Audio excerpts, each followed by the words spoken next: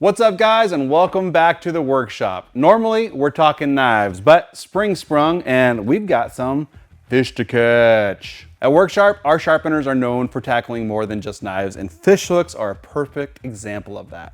In today's video, I'm going to be using our Guided Field Sharpener. The reason for that is it actually has a fish hook sharpening groove built into the ceramic rod. But you can use just about anything as simple as a diamond plate. What we're going to be doing in this video is mainly touching up fish hooks. Normally they get bent or rolled and we just got to get that point back on the tip, and sometimes they need a little bit more repair. We're going to dive into that in this video and show you how to keep those fish hooks nice and sharp. Before we sharpen anything, whether it's a knife or a tool, we got to know how dull it actually is. Is the tip just rolled or does it need repair? The way that I like to check for sharp is the same way I check for sharp on knives. It's the thumbnail test. Now it can make people a little bit nervous, but really it's a really simple test to see, is that gonna slide down the nail? Like this one's a little dull, so it slides a little bit. It's wanting to grab, but if you've got a nice sharp hook like this one right out of the package, that should just bite right into my nail. So when I touch it on there, yeah, that's not going anywhere. I can actually feel it kind of stick into my nail.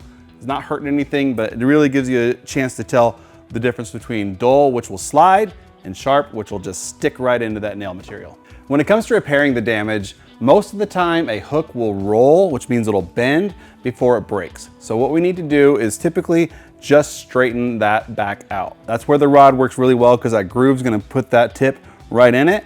One tip I like to do is I rotate the rod a little bit over towards the frame, and that really helps lock that hook right into where I want it, so I can make those passes. Especially when I'm on a boat and things are moving around, I want the pokey thing secure. So let it get down in that rod and make a few passes back and forth. This won't take much to straighten it out. Think of it as touching up a knife on a ceramic rod in the kitchen, similar to what we're doing here. We're just trying to align that tip back up so that it's nice and pointy and can hook fish. It won't take much. After a few passes, go ahead, do the thumb test again, see if you can get a good stick, which I have now. I'm actually sticking in and biting. So that touch up was enough that this hook needed, but let's say you've done a little bit more damage, then what can you do? Hey guys, if you came for knives but stayed for fish hooks, do us a favor. Like and subscribe, it really helps us out, get the sharpening education out to the masses, and rid the world of dull knives.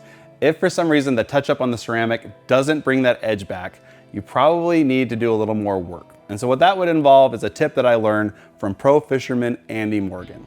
One little thing Andy likes to do, especially when he's fishing in areas with rocks or logs where that hook is getting bumped, is he'll actually take that weak tip off the hook itself. So what he'll do is he'll take a diamond plate and just one or two light strokes. You're not actually trying to remove a lot of material, you're just trying to break off that tip and get down to that meaty area of the hook that's gonna hold up better against those rocks, logs, things like that, and especially when you hook into a fish.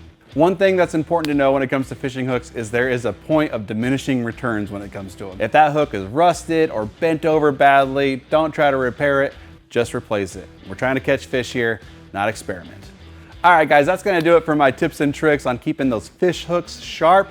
Just remember, it's a simple thing to do. It's gonna help you land a lot more fish. You just gotta remember to do it. So pay attention, good luck out there, catch lots of fish, and when you do, remember, hold them out further from your body for the camera. They look a lot bigger. Good luck, guys.